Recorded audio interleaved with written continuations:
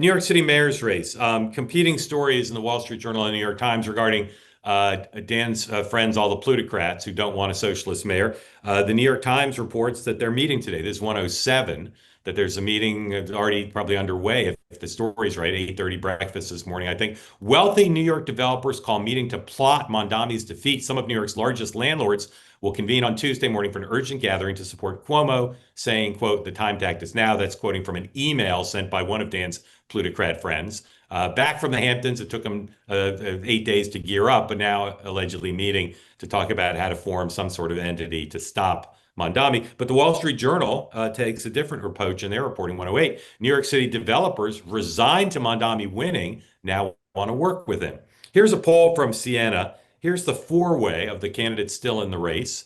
Mamdani, 46. Dan, didn't you tell us his ceiling was 40? This is the first time I've seen him go up. Yep. Mamdani, 46. Yep. Cuomo, 24. Sliwa, 15. Mayor Adams, 9. So that's the three-way, and of course, if that or four-way, if that's anything close to right, of course, this race is over. And here is the two-way. If somehow Sliwa and Adams got out of the race, Mamdani's still ahead, but within the margin of error, 48-44 over Cuomo. So and that's poll, likely voters. That's likely voters. This poll shows more strength for Mamdani than we've seen, as Dan said. But it's one poll, and I know of other private polls that aren't quite like that. But the trend is certainly correct. So, Dan, does this mean that Mamdani back up to 80%, 90% chance of winning, or is there another factor you'd like to highlight? By the way, I know Dan has another factor he'd like to highlight. I don't know what you're referring to there. That any poll assumes who's in the electorate.